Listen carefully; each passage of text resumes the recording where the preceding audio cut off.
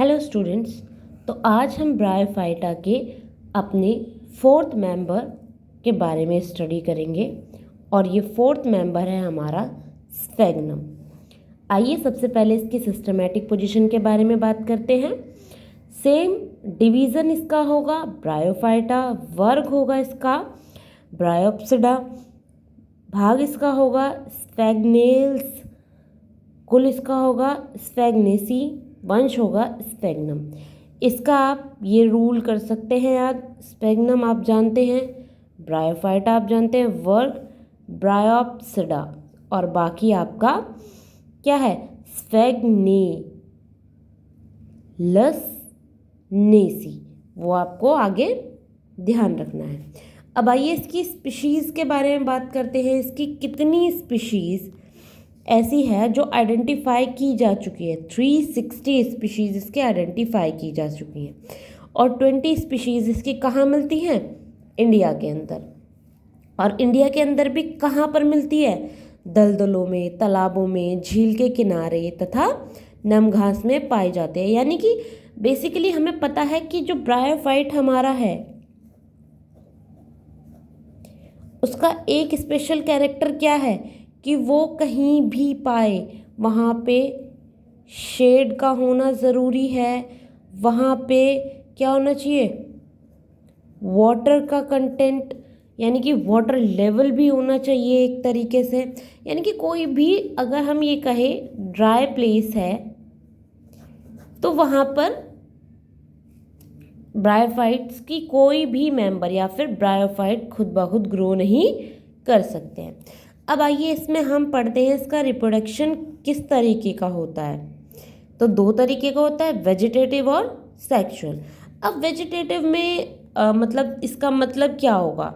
Vegetative से मतलब होगा जैसे रीजनरेशन हो गया, या फिर क्या होता है आपका जैसे कोई भी वेजिटेटिव यानी कि जो पार्ट होता है, प्लांट पार्ट जो होता है वो क्या हुआ, सेल्फ ग्रोथ करे। ठीक है, तो ये हमारा वेजिटेटिव रिप्रोडक्शन में आएगा। अब सेक्सुअल रिप्रोडक्शन के लिए हमें पता है मेल सेक्स ऑर्गन की नीड होती है और फीमेल सेक्स ऑर्गन की नीड होती है। अब आपको ये तो पता है, मैंने आपको पहली वीडियो में बताया है कि जो फीमेल सेक्स ऑर्गन्स होता है वो क्या होता है, आर्चिगोनियम होता है। लेकिन जो ये मेल सेक्स ऑर्गन होता है इसे हम कहते हैं एंथ्रिडियम, यानी कि जो हमारा मेल पार्ट है वो एंथ्रिडियम कहलाता है। अब आ जाइए हम इसके लाइफ साइकिल के बारे में बात करते हैं। स्फेग्नम का लाइफ साइकिल दो पार्ट्स में डिवाइडेड है। पहला वेजिटेटिव रिप्रोडक्शन को शो करता है, उसके बाद आप देखिए इसे समझने का तरीका। इसमें जो इसका वेजिटेटिव रिप्रोडक्शन था और उसके बाद जो हमने इसका सेक्सुअल रिप्रोडक्शन की बात की, यानी कि मेल फीमेल दोनों पार्ट है, तो स्फेग्नम ने दो पार्ट में डिवाइड हुआ, female and male. Female part को आर्चिगोनियम कहते हैं तो वही लिखा, और मेल पार्ट को एंथ्रिडियम कहते हैं तो वही लिखा। अब फीमेल पार्ट है यानी कि एग प्रोड्यूस करेगा, और अगर मेल पार्ट है तो क्या कहेंगे, एंथ्रोजोइड्स। दोनों क्या करेंगे, फर्टिलाइजेशन करेंगे। फर्टिलाइजेशन करने के बाद उस स्पोर्स में काउंट होंगे, देन एम्ब्रियो, उसके बाद आपका बनेगा स्पोरियम, एम्ब्रियो के बाद बनेगा sporogonium, spore mother cells, meiosis, spores, और वो कहाँ कनेक्ट करेगा, स्फेग्नम ने। और ये आपका दो पार्ट्स में डिवाइड होता है, मियोसिस से और फर्टिलाइजेशन तक, जिसका अपर पार्ट गैमेटोफाइट और लोअर पार्ट स्पोरोफाइट कहलाता है। तो ये इसका लाइफ साइकिल हो गया। आइए आगे बढ़ते हैं। अब हम ब्रायोफाइट की अगर बात कर रहे हैं तो इकोनॉमिक इम्पॉर्टेंस ऑफ ब्रायोफाइट भी पढ़ेंगे, यानी कि ब्रायोफाइट की क्या इकोनॉमिक इम्पॉर्टेंस है, यानी कि आर्थिक महत्व क्या है इसके, किस किस तरीके से कर सकते हैं।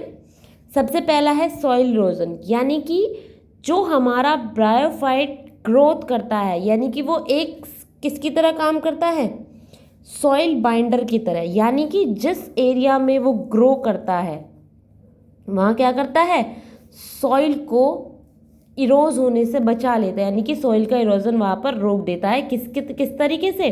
सॉइल बाइंडर बन के। तो पहला इसका इकोनॉमिक इंपॉर्टेंस क्या होगी? Soil erosion.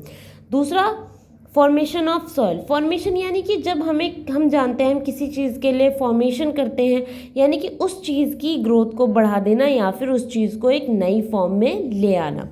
तीसरा है इन मेडिसिन, यानी कि मेडिसिन्स फील्ड में भी या एज अ मेडिसिन भी हम अपने ब्रायोफाइट को यूज़ करते हैं, एज अ फूड यूज़ करते हैं, और ये हमारी क्या हो गई? Economic importance.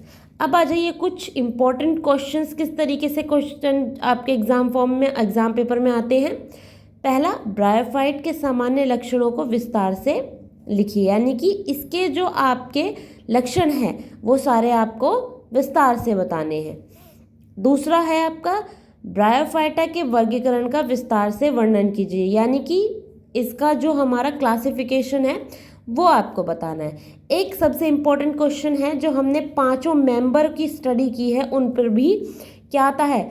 लॉन्ग क्वेश्चन ज़रूर आता है, यानी कि ब्रायोफाइट से आपका एक लॉन्ग क्वेश्चन ज़रूर आता है, चाहे वो बेसिक इसका इकोनॉमिक इम्पोर्टेंस आ जाए, इसका आपका ब्रायोफाइट्स आ जाए, ब्रायोफाइट की क्लासिफिकेशन आ जाए, या फिर आपका क्वेश्चन इस फॉर्म में भी आ सकता है, ब्रायोफाइटा के आर्थिक महत्व का वर्णन कीजिए, और इससे पहले है उपयुक्त आरेखों की सहायता से रिक्शिया के जीवन चक्र को समझाइए, यानी कि आपसे जो भी उसका सुटेबल डायग्राम है उसकी हेल्प से रिक्शिया को समझाइए, जिसमें मैं आपको जैसे 1 by 1 सिस्टमेटिक पोजिशन, आपका हैबिट एंड हैबिटेट, आपकी उसमें रिप्रोडक्शन क्या है, उसमें आपका लाइफ साइकिल क्या है, ये वाली सारी चीज़ें।